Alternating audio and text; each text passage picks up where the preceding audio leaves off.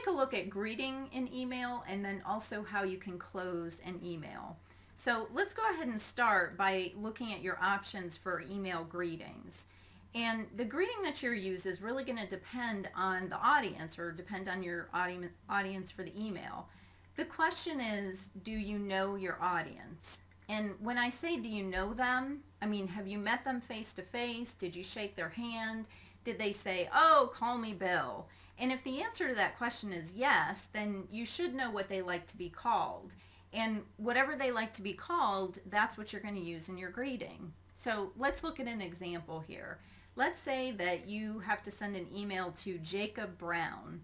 Well, you've met Jacob, and when you met him, he said, please call me Jake. So you know that you're going to use Jake in your greeting. And let's take a look at what that would look like. Many people will start their emails with a standard greeting like hello, and because we know that Jake prefers to be called Jake, we can go ahead and just say hello Jake with a comma afterward. Some people will also start emails indicating good morning, good afternoon, good evening. This only works if you know that your audience is going to be receiving the email at the same time of day as you're indicating. Some people will even just eliminate that salutation altogether and just start the email with their audience or their recipient's name. So this is perfectly acceptable to do as well. In all of these examples, we've been assuming that we know Jake, we've met him, and he gave us permission to use his first name. But what about those situations where we haven't met our audience yet? We don't know them, we don't know how they like to be addressed. So what would we do in that situation if we had not met Jacob Brown? If I haven't met Jacob Brown yet, I'm still going to use the standard greeting of hello. But in this case, what I'm going to do is use the standard title for men, which is Mr., and I'm going to combine that with his last name. So notice I do not use his first name. You don't have somebody's permission to use their first name until you shake their hand and they say, call me Jake. So when you don't know a person, you want to combine their last name with a standard title. And again, for men, that standard title is Mr. So we can keep hello in there, or if you want to be really formal, you can even change this to dear. This is the standard greeting that you would use for a business letter, and that's perfectly fine to use in an email like this. So what if the person who we need to send an email to is not Jacob Brown, but rather Sophia Brown? And let's say that we have met Sophia, and when we met Sophia, she said, please call me Sophie. So again, in this case, we know we have our audience's permission to use their first name. So what do we do in this case? So same situation. I'm still going to use my salutation hello, and because I know Sophie, she's given me permission to use her first name, I'm going to address her that way in my email.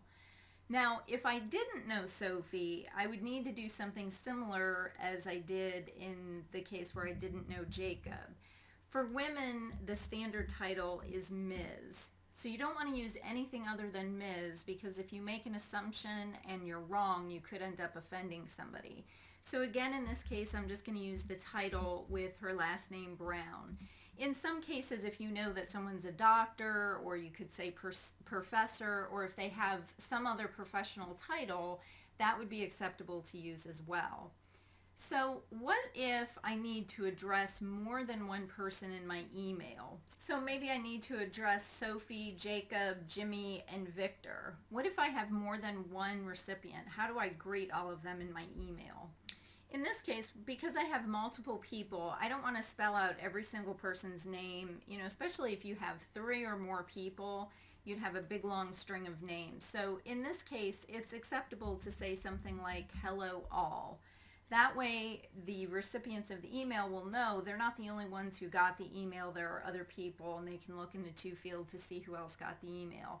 And again, I can just completely eliminate the hello and just address the email as all.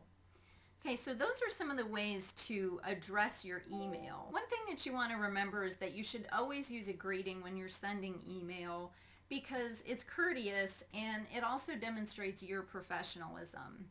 Now let's take a look at some of the options that you have for closing an email or creating a complimentary close. So I've got my email ready to send out, but I need to include a complimentary close here. There are a couple of different things that you can say at the end of your email. Popular closing right now is best regards. And this is a professional closing. It works perfectly fine. If you want to abbreviate it a little bit and get rid of the best, some people omit the best and they'll just sign it regards. Some people use closings that are super friendly, like cheers, warm regards. So choose something that works for you, but you should always have a close.